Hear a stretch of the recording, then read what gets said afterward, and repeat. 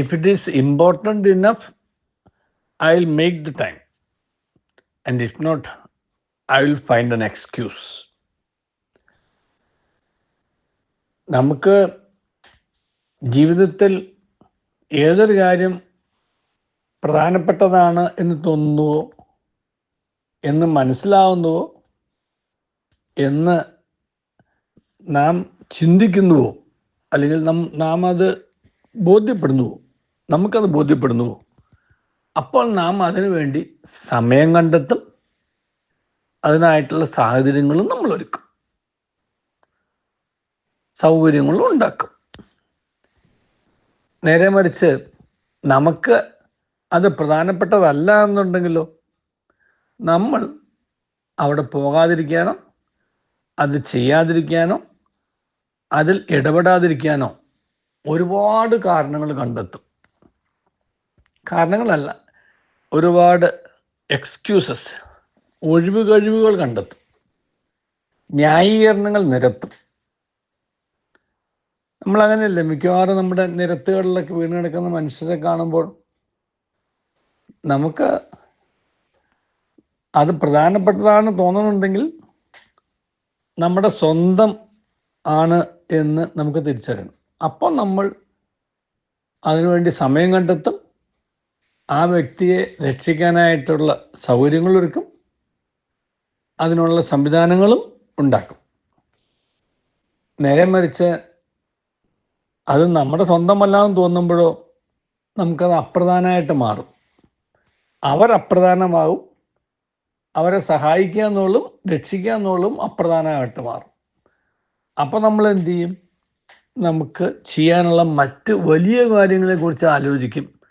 അവ ഇതിനേക്കാളും പ്രധാനപ്പെട്ടതാണെന്നും ഒക്കെ ചിന്തിച്ച് ഒഴിവ് കഴിവുകളോ ന്യായീകരണങ്ങളോ അവനവൻ്റെ മനസ്സാക്ഷിയോട് തന്നെ പറഞ്ഞിട്ട് അവിടെ നിന്ന് നമ്മൾ മാറും. ഞാനിത് ഓർക്കാൻ കാരണം മേരി ഫോർലയെ ഓർത്തപ്പോൾ തന്നെയാണ്. അതിൻ്റെ കൂട്ടത്തിക്കിട്ട് തന്നെ ഈ ദിവസങ്ങളിൽ നമ്മളിൽ നിന്നും മറന്നുപോയൊരു വലിയ മനുഷ്യനുണ്ടായിരുന്നു, ഓംചേരി NN പിള്ള മാഷ്.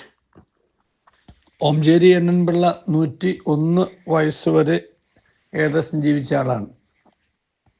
അദ്ദേഹത്തെക്കുറിച്ച് എല്ലാവരും പറയുന്നൊരു കാര്യം, അദ്ദേഹം കർമ്മനിരതനായിരുന്നു, എപ്പോഴും എന്തെങ്കിലും കാര്യത്തിൽ വ്യാപൃതനായിരുന്നു. അദ്ദേഹം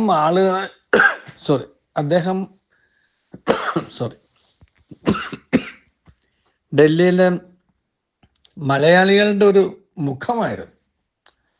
അദ്ദേഹം പങ്കെടുക്കാത്ത സാമൂഹിക സാംസ്കാരിക ഭാഷ സമ്മേളനങ്ങളോ ഒന്നും ഉണ്ടാവില്ല.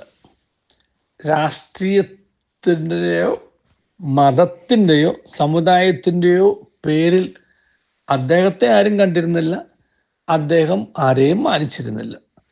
എന്നാൽ എല്ലാ രാഷ്ട്രീയത്തിലും പെട്ട, എല്ലാ മതങ്ങളിലും പെട്ട, എല്ലാ സമുദായങ്ങളിലും പെട്ട എല്ലാവർക്കും അദ്ദേഹം സ്വീകാര്യനുമായിരുന്നു, ബഹുമാനീയനുമായിരുന്നു. അവരുടെ എല്ലാം പരിപാടികളിൽ പങ്കെടുക്കുകയും ചെയ്യായിരുന്നു. പക്ഷെ ഈ മൂന്നിൻ്റെയും ഭാഗമാകാൻ അദ്ദേഹം ആഗ്രഹിച്ചില്ല, അദ്ദേഹത്തിനൊന്നും ആവുമായിരുന്നില്ല. കാരണം ഒരു മനുഷ്യനെ ഈ മതത്തിൻ്റെയും സമുദായത്തിൻ്റെയും ജാതിയുടെയും രാഷ്ട്രീയത്തിൻ്റെയും പേരിൽ മതിലുകൾ കെട്ടി മാറ്റി നിർത്താനോ ഒതുക്കി നിർത്താനോ അദ്ദേഹം തയ്യാറല്ലായിരുന്നു. എല്ലാവരെയും ഒരു മാനവികത, അദ്ദേഹത്തിൻ്റെ ഒരു ആത്മീയ മനുഷ്യനായിട്ടാണ് അദ്ദേഹത്തെക്കുറിച്ച് വലിയൊരു ആത്മീയത ഉണ്ടായിരുന്ന ആളെന്ന്.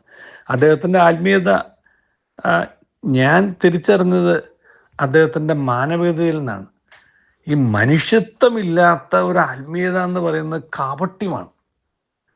എന്നമുള്ള മാഷിലുള്ള ആ കാപട്യം ഓംചേരി മാഷിലുള്ള കാപട്യം ഞാൻ കണ്ടിട്ടില്ല. എപ്പോഴും ചിരിക്കുന്ന ഒരു നൈർമല്യം, മലിനമല്ലാത്തൊരു മനസ്സ്, പുഞ്ചിരിച്ചുകൊണ്ട്. അദ്ദേഹം കണ്ടുമുട്ടുന്ന വ്യക്തികളിൽ ഒരുപാട് കുറവുകളും ഒരുപാട് തിന്മകളും ഉള്ളവരാണ്. പക്ഷെ ആ കുറവുകളും തിന്മകളൊക്കെ അവരുടെ പ്രശ്നമാണ്. ഓംചേരി മാഷിന്റെ മുമ്പിൽ വരുന്ന ഒരു മനുഷ്യനാണ്. എന്തെല്ലാം കുറവുകളും തിന്മകളും ഉണ്ടെന്നുണ്ടെങ്കിലും അവരിൽ എന്തൊക്കെയോ നന്മ ഉണ്ട്. ആ നന്മയുടെ പേരിൽ അവരെ സ്നേഹിക്കുക, ആദരിക്കുക, അവരോട് ഇടപെടുക. ആരെയും ഒരിക്കലും മാറ്റി നിർത്തിയിരുന്നില്ല, എല്ലാവരും ഉൾക്കൊള്ളും. അപ്പം അദ്ദേഹത്തോട് സംസാരിക്കുമ്പോൾ തന്നെ വളരെ പോസിറ്റീവ് എനർജി കിട്ടും. കാരണം ആരോടും പകയില്ലാതെ, ആരോടും പരിഭവമില്ലാതെ, ആരെക്കുറിച്ചും വലിയ ദൂഷ്യമൊന്നും പറയാതെ എല്ലാവരെയും അവരുടെ നന്മയുടെ പേരിൽ അംഗീകരിക്കുകയും ആദരിക്കുകയും ചേർത്ത് നിർത്തുകയൊക്കെ ചെയ്യുന്ന മനുഷ്യൻ. എല്ലാത്തിനും അദ്ദേഹം സമയം കണ്ടെത്തുമായിരുന്നു. അവിടെ നിന്നാണ് ഈ ചിന്ത തുടങ്ങിയത്. ഈ ഫൗണ്ട് ടൈം ഫോർ എവരിത്തിങ്. എല്ലാത്തിനും, ഏത് പരിപാടിക്കും അദ്ദേഹത്തിൻ്റെ സാന്നിധ്യം ഒരു വലിയ പോസിറ്റീവ് എനർജിയായിരുന്നു. ഏത് സമ്മേളനത്തിലും, ഒരുപാട് സമ്മേളനങ്ങളിൽ, ഞാനിവിടെ ഡൽഹിയിലായിരുന്നു ഇത്രയും കാലം അദ്ദേഹത്തെ ഞാൻ കണ്ടിട്ടുണ്ട്. ഞാനിവിടെ ആയിട്ടിപ്പം ഒരു 10 വർഷം കഴിഞ്ഞിട്ടേ ഉള്ളൂ, 11 വർഷം കഴിഞ്ഞിട്ടേ ഉള്ളൂ. പക്ഷെ എന്നിരുന്നാൽ പോലും അദ്ദേഹം ഒരു നിറസാന്നിധ്യമായിരുന്നു. അപ്പോൾ അദ്ദേഹത്തെ പോലെ നമുക്ക് മറ്റുള്ളവരുടെ, അവൻ ജാതിയോ മതമോ രാഷ്ട്രീയമോ സമുദായമോ ഒന്നും നോക്കാതെ ഒരു മനുഷ്യനായി കണ്ട് മറ്റുള്ളവരുടെ, അവരുടെ നന്മയിൽ സന്തോഷിക്കാനും അവരെ ചേർന്ന് നിർത്താനും അവരോട് ചേർന്ന് നിൽക്കാനൊക്കെ കഴിയുന്ന ഒരു മാനവികത സൃഷ്ടിക്കാൻ കഴിയുന്ന ആത്മീയതയുടെ വക്താക്കളായിട്ട് മാറാൻ കഴിയും. അതാണ് യഥാർത്ഥത്തിലുള്ള ഒരു ആത്മീയതയുടെ അടയാളം, അല്ലെങ്കിൽ ആത്മീയതയുടെ യഥാർത്ഥത്തിലുള്ള ഒരു അടയാളം.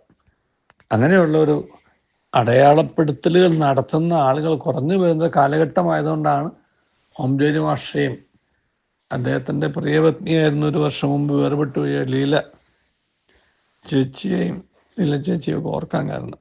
അങ്ങനെയുള്ള നല്ല മനുഷ്യരെ നമുക്കൊരു പ്രചോദനമാകട്ടെ. നല്ല സമൂഹങ്ങളെ, നല്ല മനുഷ്യ സമൂഹങ്ങളെ വാർത്തെടുക്കാൻ അത് നമുക്ക് സഹായകമാകട്ടെ. ദൈവം നമ്മെ അനുഗ്രഹിക്കട്ടെ. നല്ലൊരു ദിവസം എല്ലാവർക്കും നേരുന്നു.